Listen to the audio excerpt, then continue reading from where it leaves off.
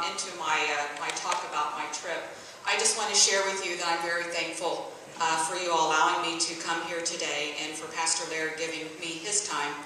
And it's just a real pleasure to be here. I am the area coordinator for the Dayton area team for Operation Christmas Child. And the Dayton area team covers 7 counties in this area. And you all are a part of our collection network. And we right now have 29 collection churches in the area. So I just want to say thank you for being a part of that. I've known Clay and Helen Cook for about 6 years, and so it's been a pleasure having them part of the team. And now I know Ellen and her team, and I'm sure all of you have helped during collection week, and so I just want to say thank you, because it takes all of you to do that. I did have the privilege. We can start. There'll be pictures rotating behind me about the trip. I'm not going to talk about any of them individually, so these are just some pictures that were taken on the trip. So I had the privilege to be invited to go on the Harvest Vision trip this year, and in fact, I just got back a week ago. So you all are my first to be able to share. So bear with me. Hopefully this will all go well this morning. The pictures didn't happen to come out like I wanted them to, but very grateful for the grace that your technology people have given me. There were about 100 staff and year-round Operation Christmas Child volunteers on this trip. We were broken up into 7 teams, and each team participated in 5 different distributions in 3 different days.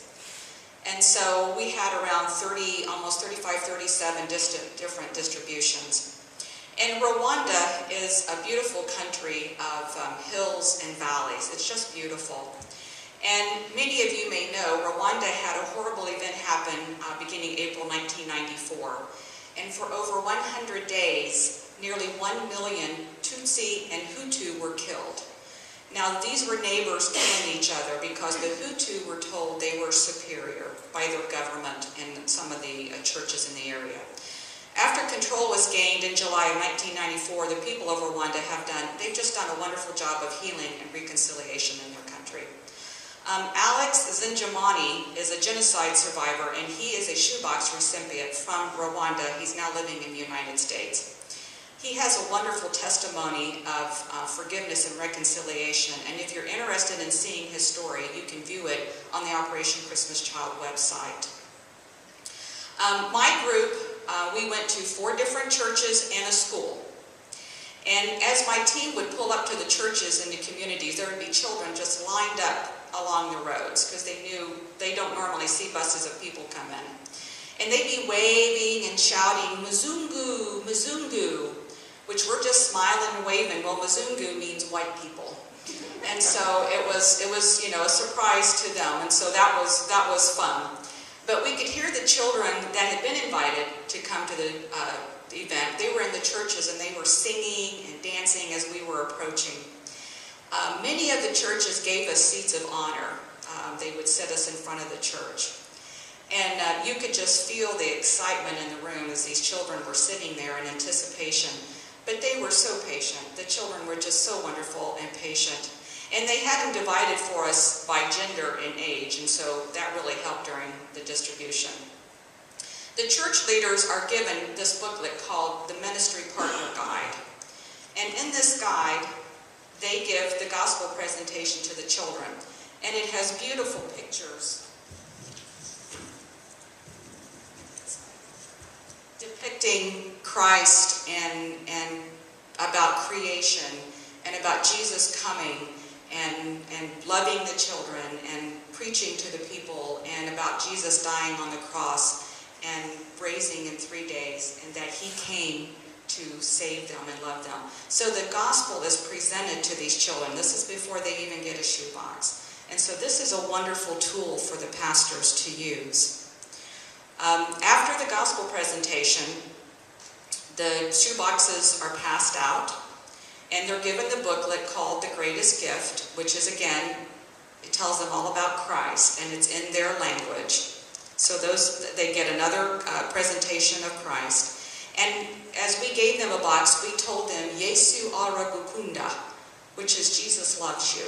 And so they were each told that Jesus loves them as they were given their boxes. And then they sit there and they hold their box because they have to wait till everybody gets their shoe box before they do the countdown, before they can open them. And so they're just, they're waiting there, and they're just very good about not opening. And so the countdown goes 1, 2, 3, open your box. And then you see these smiles, and they're screams as they open up their boxes and they start looking inside at what's in them. And sometimes it gets a little chaotic, but that's okay because it's just fun. And many would just kind of hold on to their box and not open it. And we were told some of them were afraid someone was going to take it away from them because they had never received anything like that. And so they were a little concerned about that. So we would walk around and just walk through the crowd, and we would help those that needed help and demonstrate how to use some of the items. And it's hard to imagine that, there's some things that we take for granted that they have no idea what they are. And so like puzzles, we would take them out and we would put the puzzles together with them so they could see that this is what you do with us. Headbands, silly headbands and stuff. So it was just a fun time of playing with the children and just loving on them. But one of the things that I did that took a lot of time is I spent a lot of time taking things out of the package. And so I'm going to suggest, as you pack your shoe boxes this year, to unpackage as many items as you can. For one thing, that makes more room in the shoe box.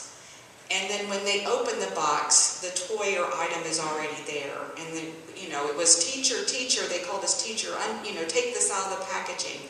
And they don't need all the trash in their countries. I mean, we weren't even allowed to take plastic bags like the Kroger bags or Walmart bags into this country. So put things in Ziploc bags, because the Ziploc bags they can reuse also. Some of their favorite items, many people have asked me, what were some of the favorite items? Sunglasses. One little girl opened her box, and the sunglasses were right on top, and she put them on her face immediately and took off. She left her box there and just took off. Well, the story was she had been begging and asking her dad for sunglasses, and he couldn't afford to buy her sunglasses, and so she got the item that she really wanted. And so what a blessing that was to her. Washcloths. Many of the children get so excited by a washcloth. I mean, just something that we just would take for granted. They love balls. The balls that light up when you bounce them on the ground, those are really fun. Soccer balls, and you can get a soccer ball in one of the go boxes. If you deflate it and you can put a pump in between there. They love, the older boys love the soccer balls. And of course the clothing items they love. A lot of them you could see, the little girls were wearing boy clothes, the boys were, you could tell some of these communities are very poor and they just, whatever they have, they wear. And so clothing items are exciting, and of course the stuffed animals. I mean, these children just love on these things. When you pull it out of their box and you hug it to your neck and they realize that's what it is. Those are just wonderful things for them to hold on to love, and know that somebody loves them. And the pastors would remind them that, they got these tangible gifts, these items, but that Jesus was still the greatest gift, and Jesus was what we wanted them to have. And there were so many hugs at the end of each distribution. The children were just so sweet. They would come, they would hug us, high fives. It was one of those moments that you just didn't want to end, because you could just feel God there, and we were His instruments, and it was just a wonderful privilege to do that. And before we would leave, we would pray with each of the pastors and the church leaders.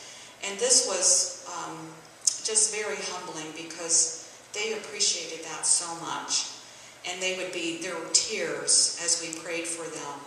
And it was just, they have such a passion for the children to hear the gospel. They want the children to know about Jesus. And so their hearts are very tender for them. And so what a privilege it was for us to be able to pray with them. And I'd like to share with you just one pastor that I met that just was so inspiring to me. And we did a distribution at his church. His name was Pastor Canisius.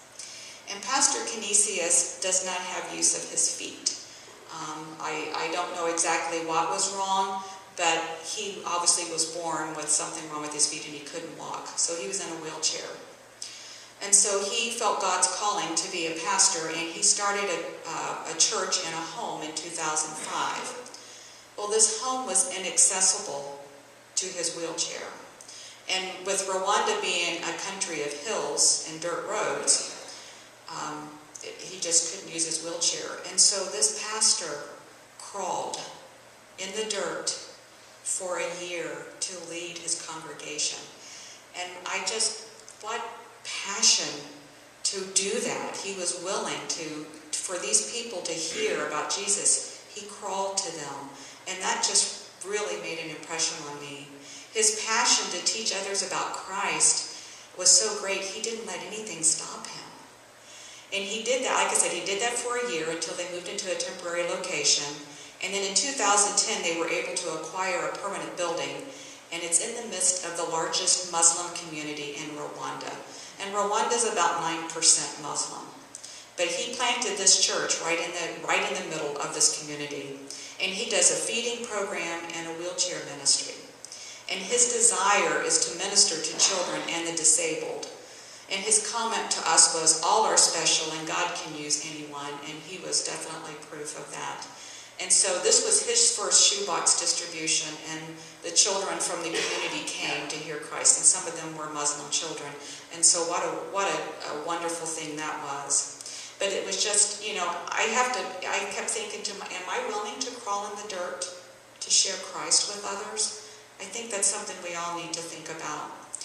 The mission of Operation Christmas Child is to demonstrate God's love in a tangible way with the shoebox to needy children around the world, and together with the local church worldwide, we share the good news of Jesus Christ. And so we are working with the churches worldwide. And Operation Christmas Child is a vital tool for these pastors, and I can't relay that enough to you. Your work in packing shoeboxes and opening these church doors during National Collection Week, and you receive those boxes from other individuals, you're helping these pastors so that they can invite people in their communities to hear the gospel of Christ. And lives are being changed, fellow Christians, they really are.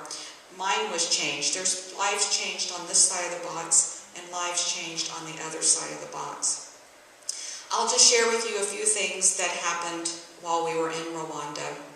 On the Saturday distributions, there were 50 children at a distribution, and they all received a shoebox gift. And this pastor had been trying to reach out to the community. And the next day, 270 people showed up to attend church. They had seen and heard what had happened at the church that Saturday, and so they were drawn to hear more. They're hungry. They want to know what's going on. There's something happening here. And just like in Acts, in the church in Acts, people were drawn to them because they could see something happening. And so your packing a shoebox is helping draw people to these pastors. On a Monday distribution, this one was just really amazing. The pastor was sharing with the children with the ministry guide, and 18 adults made professions of faith. 18 adults came to know Christ because of the shoebox distribution. That's the power of God using these simple gifts. There was a couple on our trip. This couple was from the D.C. area. They were area coordinators and had been invited on the trip, and they'd had kind of a rough trip getting to Rwanda. And just so you know, it's 20 hours in the air, and so it's a long trip. But these people got delayed in D.C., their luggage got lost, and so I think they were having a hard time kind of focusing on the trip. But on their first distribution, when they opened the great big carton, in that carton of boxes was their shoebox they had packed. So God allowed them to touch their box and hand it with their own hands. Now, nobody else can do that but God. You know, out of 11.4 million shoe boxes going all over the world, they got to touch their own. What an amazing thing for them, an amazing story they have to be able to share. You know, Operation Christmas Child is a ministry of evangelism, multiplication, and discipleship. Most of these children that receive shoebox gifts are also invited. Some of them get the opportunity to attend a Greatest Journey discipleship program. And the Greatest Journey is a program that Samaritan's Purse has developed because we don't want to just give these children a shoebox and say, okay, here's a box, Jesus loves you, and leave. We're training teachers in these countries to teach the Greatest Journey, and they learn more about God and how to share their faith. And you know, one of the neatest things about children is children they can share the easiest with other children. Children are very open to the gospel, and they can share it very easily. They're not afraid. It's like as we get older, sometimes we get afraid, but they're not afraid to share. And so children sharing about Christ is a thing that we really need to start thinking about in ministry. And I just want you to know, to remember too, that we're not making shoebox recipients, but we're making disciples of Christ. This box is just part of the journey of them becoming disciples of Christ. So today, my question to you is, what is our call to action? James 1:22 says, "Do not merely listen to the word and so deceive yourselves." So we're to be doers of the word and not hearers only. And so what does that look like, or what does that mean? So if you look at Matthew 28:18 through 20, Christ says, "All authority in heaven and on earth has been given to me. Therefore go and make disciples of all nations, baptizing them in the name of the Father and of the Son and of the Holy Spirit, and teaching them to obey everything I have commanded you." And so by packing a shoebox, you can be a part of making disciples of all nations, because these boxes are going to all nations and Christ is being shared. 2 Corinthians 8:4 says, "They urgently pleaded with us for the privilege of sharing in the service to the Lord's people. Pastors around the world need your help." These gifts empower them, and we can share in the ministry together with them, and we're sharing in that around the world. Colossians 4:2 through 4 says, "Devote yourselves to prayer, being watchful and thankful. And pray for us too, that God may open a door to our message, so that we may proclaim the mystery of Christ." And that's the prayers from the pastors and church leaders in these countries. You know, pray for us. Pray that these doors will be open and that they will be able to share Christ to their village people and their communities. They need our help, and the need is very great. And more shoeboxes, we need more shoeboxes to share the gospel. So I'm going to ask you to stop that and go to the other video clip, the other presentation.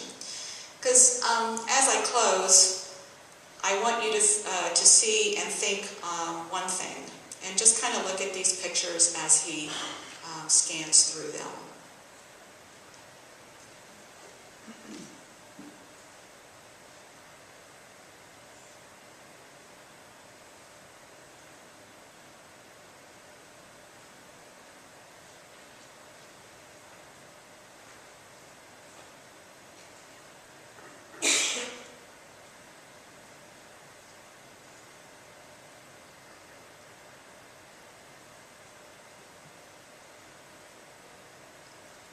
For you see these faces in the window, they didn't get a box.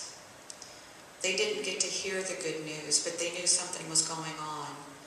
They would line around the churches and look in the windows. And at our last distribution, there were so many people, more people outside than in. And as we left, they blocked us as we left the church, and the mothers were begging us for a gift for their child, and there was no more to give. And so I just challenge you to pack one more box this year so that maybe these children can hear the gospel.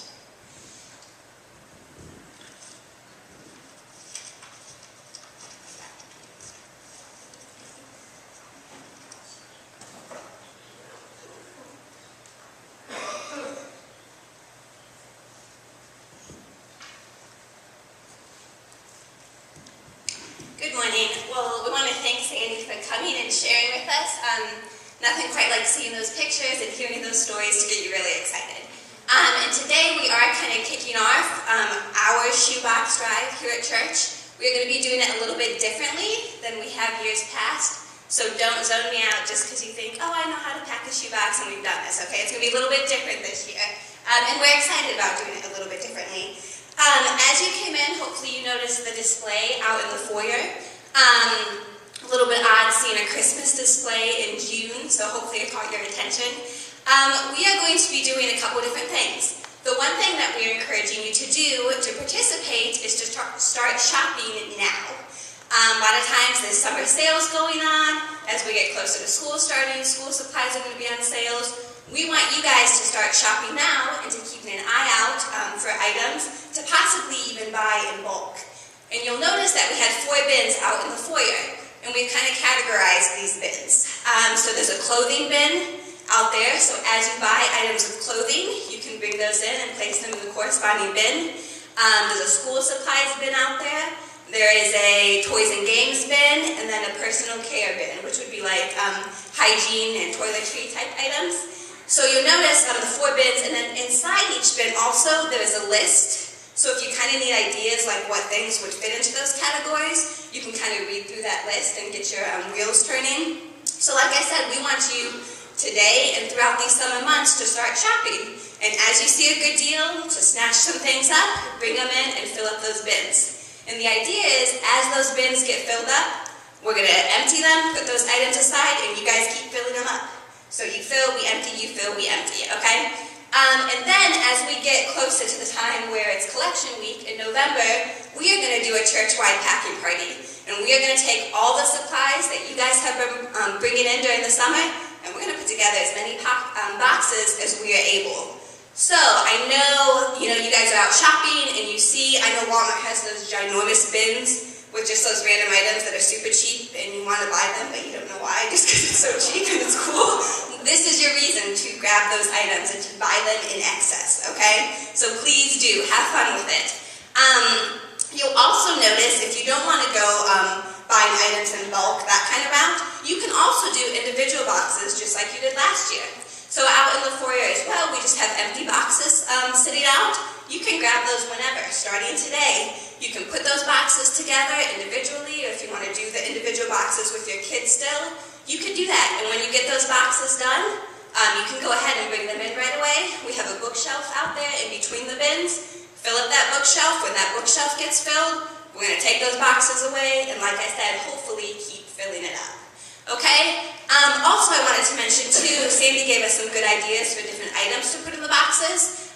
If you get on Samaritan's website, let me see what it is, SamaritansPurse.org, they have a tab that specifically gives you ideas for what to do for a shoebox. So if you're going to pack those individual shoeboxes, you can select what gender you're doing. So if you want to do a girl, ages 2 to 4, you click on that tab, and for each of those different categories, clothing and personal care items and toys and games and school supplies, it will give you different ideas. And even, I've done shoeboxes for years now, but even just reading through those kind of got me thinking about some cool things that maybe I hadn't put in boxes previously. So you might want to take a look at that website as well, and we'll put something in the bulletin in the next coming weeks for you to have some ideas of things to pack. There are 2 things while I'm thinking about it I want to mention, because this was new from previous years. No candy is a big one. I always love to put candy in my box. No candy, and then no toothpaste is another big thing. That's kind of different from previous years, and those are 2 things that I always put in my box. So no candy, no toothpaste, and that's written back there as well. But otherwise than that, if you need ideas, you can come talk to me, get with Sandy right after. And then also get on the website, and that will kind of get your brain churning, okay? So 2 little avenues. Buy bulk supplies, start your shopping now, and then also if you want to go the route of packing individual boxes, you may do that as well. Okay? If you have any questions about it, you're welcome to see me, and hopefully I can answer this. Thank you.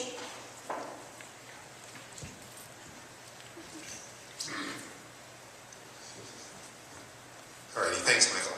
I heard when she said about the stuff we can't put in candy and toothpaste, I heard some wonder why. Correct me if I'm wrong, that I think these are considered now food items and they're taxing them for other countries to be able to take them in. So I believe that they get candy there and they still distribute it, but in the boxes, it's not something that they can have. I gotta tell you folks, I don't know if I can, the look of those faces looking in the window, can you even comprehend that here? To have a bunch of people looking in and, desiring to be on the inside and being on the outside. We can make a deal. I know you said just pack one more, but we need many more. I'm going to be asking you to be frugally sacrificial. Frugal as in the items that you buy. You can get things in bulk. Guys, you can be so creative. I remember a couple years ago, Martha and I were at a garage sale, and they had hundreds of Beanie Babies, for sale. And I just went up and told them about the Operation Christmas Child and said, I'll give you this much for all of them. And we took all of them. We used them for our boxes, made them available. This is what we want you guys to be able to do. And I would add that we don't want to get anything that we wouldn't want to receive the shape that it's in. So as we're talking about clothing and stuff, it's easy to say, don't use this anymore, dirty. We want nice things, to be able to give the kids and along those lines. And I mean, in the past years we have packed somewhere, I don't know, about 100 to 125 boxes. We've been up higher. That's why we're trying to do it something different so we can expand our impact. If you remember a few weeks ago, they had the update, the statistics in the bulletin of what happens with those shoes boxes, and I'm just blown away that, every minute an average of 4 children come to know Christ through this ministry? Every minute. I mean, when I first read that, I just thought that, just 4 children come to know Christ, through the particular ministry. But just the power and the difference that we can make, and we can all be a part of it. And we can have our hand in this. And I think we're going to have updates on it and challenges about once a month. And as we get into September, October is when we're going to kind of, slowly zero in. We might even tell you about some other specific things we need depending on what we're getting in so we can focus on those. But this is something we're going to be doing all summer. I mean, for the next 5 months or so, we're going to keep this challenge before us. And I just think I'm excited to see what the Lord's going to do through us. Because I know you ladies, man, you guys you're good shoppers, and this is right up your alley. It's something we can get excited about to be able to be used. All right, Kathy, where's Kathy? Okay, since we're starting Christmas in June, I picked a Christmas carol for us to end the service with. And so if you would take your hymn notes out and turn to number 266. I didn't make it too Christmassy, but it certainly is a Christmas carol. I'm going to invite you to stand together with us, number 266.